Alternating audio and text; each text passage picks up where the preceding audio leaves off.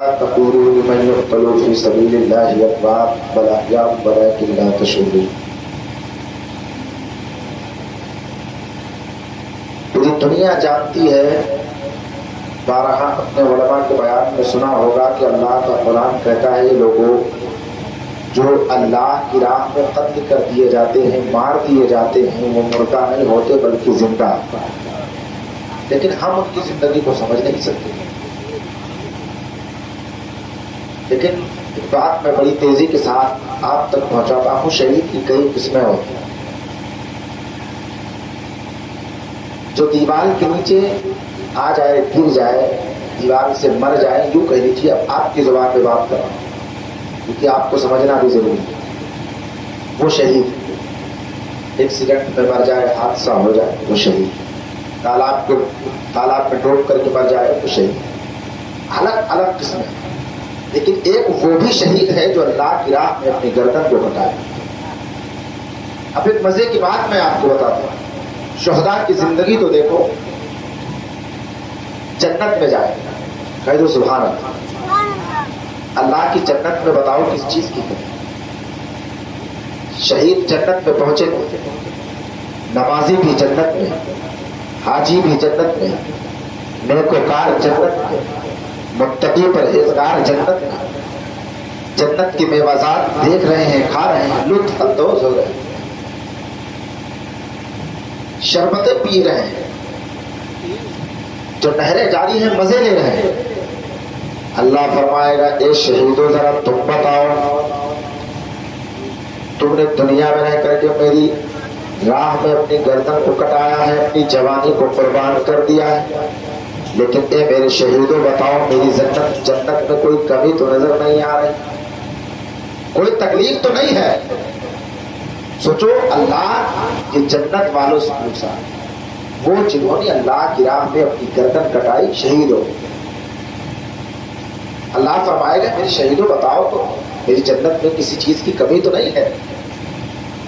شہید اللہ کی بارگاہ میں ہاتھ جوڑ کر کے کہیں گے پروردگار عالم تیری جنت کے میوازات بڑے اچھے ہیں، تیری جنت میں کسی قسم کی کوئی کمی نہیں ہے. پروردگار تو نے لاجواب بنایا، لیکن اے مولا مجھے یہاں بالکل اچھا نہیں لگتا. ذرا تو سبحان اللہ.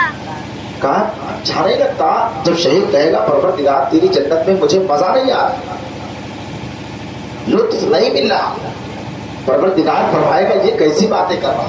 ارے جنت وہ ہے جہاں پر آنے کے بعد میں وہاں سے نکلنے کی کسی کی ہمت نہیں ہوتی. پروردگار فرمائے گا اے شہیدوں بتاؤ پھر مزہ کہاں ملے گا، لطف کہاں ملے گا. تو وہ شہید اللہ کی بارگاہ میں ہاتھ جوڑ کے کہتا ہے پروردگار عالم جب ہم میدان جہاد میں نکلتے تھے، ننگی تلواریں ہوتی تھی، دشمن سامنے ہوتا تھا، اے پروردگار عالم تلواریں چلتی تھی، ہم دشمنوں کے سروں کو کاٹتے تھے. اے پروردگار عالم جب باری ہماری آتی تھی، جب دشمن کی تلوار گردن پہ ہوتی تھی، اس وقت جو لطف آتا تھا، اے پروردگار ایک طرف گردن کٹ رہی ہوتی تھی، ایک طرف تیرا دیدار ہو رہا ہوتا ہے، وہ مزہ اس جنت میں نہیں آ رہا ہے. اے پروردگار ایک بار پھر بھیج دے، میں وہی مزہ لینا چاہتا ہوں.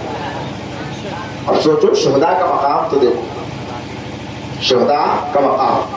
اور وہ شہید جو شہیدوں کا سردار، شہیدوں سبحان اللہ، شہیدوں کا سردار حسین، اور جس کے بارے میں نبی فرمائے حسین جنتی جوانوں کے سردار. پھر سوچو کہ اس کی شان کیا ہوگا، اس کا مقام کیا ہوگا. نبی کی بارگاہ میں ایک طرف حسن ہے، ایک طرف حسین، ایک طرف حسین ایک طرف حسن. حضرت امام حسن بڑے، امام حسین چھوٹے. اب ایک طرف سے حسن اٹھے، ایک طرف سے حسین اٹھے، دونوں آپس میں کشتی لڑنے لگے. اب جب کشتی لڑنے لگے تو نبی مسکرانے لگے. نبی مسکرائے اور جیسے حضرت امام حسین کی بارگاہ، امام حسین کی شان تو دیکھو. امام حسین جب نیچے آنے والے ہوتے، چونکہ حسن بڑے تھے، کہہ دو سبحان اللہ، حسن بڑے بیٹے تھے. اب بڑا بیٹا بڑا ہی ہوا کرتا ہے. میرے نبی اشارہ فرماتے حسن جلدی پٹکو، کہے تو سبحان اللہ، حسین کو جلدی ادھر سے پکڑنا ہے۔ اب نبی امام حسن کو پیترا بتا رہے ہیں، کہا بیٹا ادھر سے پکڑو، ادھر سے پکڑو، ادھر سے پکڑو۔ سجدہ فاطمہ الزہرا نے دیکھا، مسکراتی ہوئی آ گئی میری نبی کی بارگاہ میں، کہا حضور یہ کیا ہے؟ ارے جبکہ امام حسن بڑے ہیں، آپ ان کو داؤ پیچ بتا رہے ہیں، آپ کو تو ہونا چاہیے کہ حسین چھوٹے ہیں، ان کو بتانا چاہیے۔ میرے نبی مسکرائے، فرمایا فاطمہ تم کو پتا نہیں ہے، میں بیٹے حسن کی طرف سے بتا رہا ہوں، لیکن امام حسین کی طرف سے جبریل امین آئے ہیں، وہ بتا رہے ہیں حسین حسن کو ایسے پکڑو، حسن کو ایسے پکڑو، تو میں اپنا کام کر رہا ہوں، جبریل اپنا کام کر رہے ہیں۔ شان کس کی ہے؟ امام حسین کی شان ہے۔ یہی حسین ہے جب نانا کے دین پہ آنچ آیا، مکے کی سرزمین میں ہے، حسین اپنے ساتھیوں کو تیار کرتے ہیں اور کربلا کی اس خونی منظر آپ کے سامنے، آپ کی نگاہوں کے سامنے رکھنے کی کوشش کر رہا ہوں کہ حسین کربلا چلا۔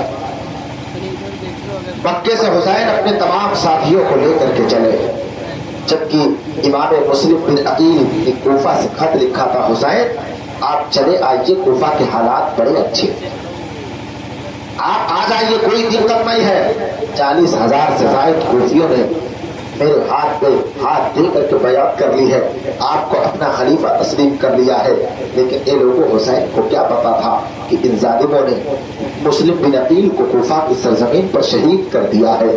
اور تاریخ کے اوراق کو پلٹ کر کے دیکھتے ہیں، امام حسین مکے کی سرزمین سے چلے ہیں۔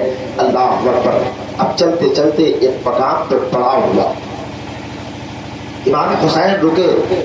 آپ نے سنا ہوگا کہ کربلا کے میدان میں پانی ختم ہو گیا، 7 محرم کو پانی بند کر دیا گیا۔ یاد رکھنا جب کوئی بھی قافلہ چلتا ہے سفر کے لیے تو وہ اپنی ضرورتوں کے اعتبار سے اتنا سامان لے کر کے چلتا ہے کہ جہاں تک اس کی منزل ہو وہاں تک اس کو کوئی سامان ختم نہ ہو، کسی چیز کی دشواری نہ آئے۔ کچھ لوگ کہتے ہیں امام حسین کربلا میں ان کو پتا تھا جنگ کرنے کے لیے گئے تھے، لڑنے کے لیے گئے تھے۔ اللہ کی قسم میں پوری ذمہ داری کے ساتھ کہتا ہوں کہ حسین لڑنے کے لیے جاتا تو 6 ماہ کے عسکر کو لے کے نہ جاتا، 7 سال کی سکینہ کو لے کر کے نہ جاتا۔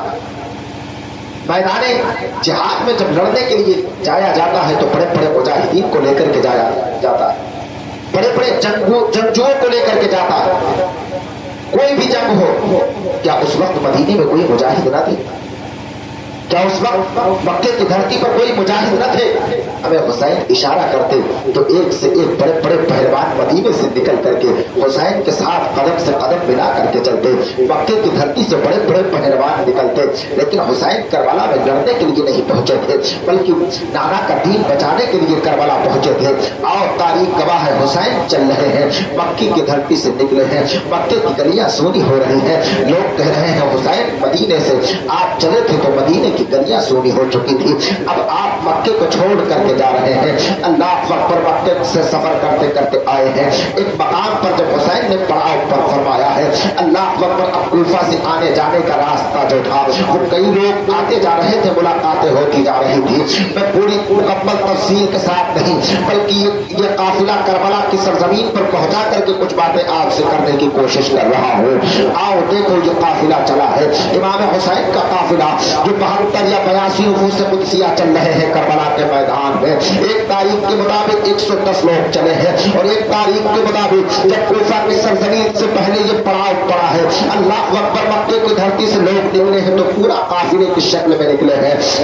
کہا جاتا ہے کہ کئی ہزار لوگ چلے تھے ساتھ میں امام حسین کے، لیکن جب پڑاؤ پڑا ہے لوگوں نے آ کر کے یہ خبر دی ہے، امام حسین سے ملاقات ہوتی ہے ایک بہت بڑے شاعر سے، وہ آ کر کے کہتا ہے حضور کہاں جانے کا ارادہ ہے؟ کہا میں کوفہ کی سرزمین کی طرف چل رہا ہوں، اس لیے کہ میرے بھائی مسلم بن عقیل وہاں پہنچے ہیں، لوگوں نے بڑی محبت کے ساتھ پیش کیا ہے، ان کو بڑی محبت کے ساتھ بٹھایا ہے۔ اللہ اکبر اتنا کہا ہے، جب وہ خبر دیتا ہے حضور آپ کوفہ کی سرزمین پر تشریف لے کر کے نہ جائیں، کہا کس لیے؟ کہا آپ کے بھائی مسلم بن عقیل کو شہید کر دیا گیا ہے۔ اللہ اکبر امام حسین نے سنا ہے، امام حسین نے جیسے سنا اعلان کر دیا، اے لوگوں اب میرا سفر کوفہ کی سرزمین پر نہیں بلکہ آگے ہونے والا ہے۔ اللہ اکبر امام حسین کا یہ قافلہ ہے، اب یہ سفر کرتے چل رہا ہے کربلا کی سرزمین کی طرف۔ آپ تاریخ کے اوراق کو پلٹ کر کے دیکھتے ہیں، تقریباً 14 مقامات پڑے ہیں جب کربلا کی سرزمین تک امام حسین پہنچے ہیں۔ پڑاؤ پڑتا رہا ہے، یہ قافلہ چلتا رہا ہے۔ اب یزید کو پتہ چل گیا ہے کہ امام حسین مکے کی سرزمین سے اپنے قافلے کے ساتھ رخصت ہو چکے ہیں، اپنے قافلے کے ساتھ چل چکے ہیں۔ اللہ اکبر آپ تاریخ کے اوراق کو پلٹ کر کے دیکھتے ہیں، اب حضرت حر بن ریاحی ہے جو 1000 کا لشکر لے کر کے یزید کے حکم کے مطابق امام حسین کا راستہ روکنے کے لیے پہنچتے ہیں۔ اور دیکھتے چلتے ہیں امام حسین چل رہے ہیں، امام حسین کے پاس پانی بھی بہت ہے، امام حسین کے خیمے میں کھانے کے سامان بھی بہت ہے، لیکن یہ لوگ چل چلاتی دھوپ ہے، ظہر کا وقت ہے۔ وہ قافلہ ایک میدان میں جب آ کر کے رکا ہے، امام حسین کے وہ خاندان والے ہیں، وہ گھر والے ہیں، اتنی چل چلاتی دھوپ ہے لیکن پھر بھی قرآن کی تلاوت ہو رہی ہے، اللہ کی تسبیح و تہلیل بیان کر رہے ہیں۔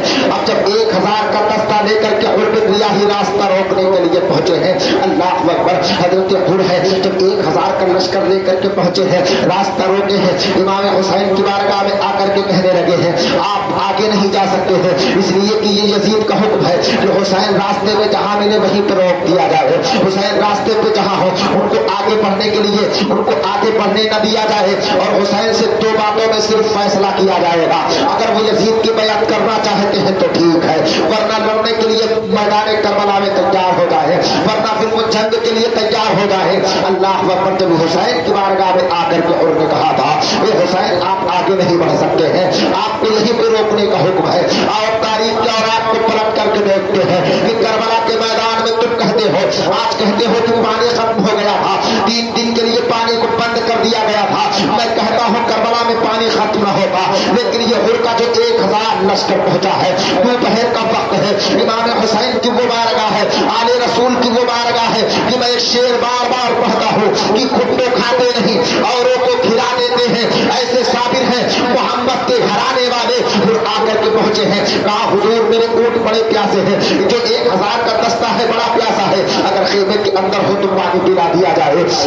اللہ اکبر امام حسین آگے بڑھے ہیں، خیمے کے اندر آ کر کے کہا تھا علی اکبر ادھر آ جاؤ، کہا بابا کیا بات ہے؟ کہا بیٹا اگر خیمے یہ دیکھو جو 1000 کا لشکر سامنے کھڑا ہے یہ مجھے روکنے کے لیے آیا ہے، لیکن ان کے پاس پانی ختم ہو گیا ہے، ان کے پاس پینے کے لیے پانی نہیں ہے، اگر اب تمہارے پاس پانی بہت زیادہ ہے مشکیزیں لے کر کے آؤ بیٹا انہیں پانی پلا دو۔ تو علی اکبر نے کہا تھا بابا یہ تو 1000 کا دستہ ہے، ان کے پاس ان کے اونٹ بھی پیاسے ہیں، ان کے گھوڑے بھی پیاسے ہیں، یہ 1000 لوگ پیاسے ہیں، اے بابا اگر پانی پلا دیا جائے گا تو خیمے کے اندر اگر پانی ختم ہو گیا تب کیا ہوا؟ امام حسین فرماتے ہیں کوئی بات نہیں ہے، اے بیٹا انہوں نے پانی مانگا ہے، لے کر کے جاؤ مشکیزے کو کھولو پانی پلانا شروع کر دو۔ تاریخ گواہ ہے کہ امام حسین کے خیمے سے جب مشکیزیں نکلنا شروع ہوئے ہیں تو 1000 اونٹ بھی 1000 گھوڑے پانی پی رہے ہیں، 1000 کا لشکر پانی پی رہا ہے، سب شکم شیر ہو کر کے پانی پیتے ہیں، لیکن تب بھی حسین کے خیمے کے اندر پانی ختم نہیں ہوتا ہے، حسین نے پانی پلا دیا ہے، حسین کی وہ بارگاہ ہے۔ اب ظہر کا وقت ہو رہا ہے، ایک تاریخ کے مطابق جب امام حسین نے مصلی بچھایا ہے، اب آپ کو پتا ہی ہوگا یہ کون آئے تھے کربلا کے میدان میں، اور 1000 کا لشکر لے کر کے یہ وہی نبی کا کلمہ پڑھتے ہیں جس نبی کا کلمہ تم پڑھتے ہو، اسی نبی کو مانتے تھے جس نبی کو تم مانتے ہو، اذان وہی ہے جو تم پڑھتے ہو، نماز وہی ہے جو تم پڑھتے ہو۔ جب حسین نے مصلی بچھایا ہے کہا نماز کا وقت ہو گیا ہے، اگر تیرا دل چاہے تو ابتدا میں آ جانا، کہتے سبحان اللہ۔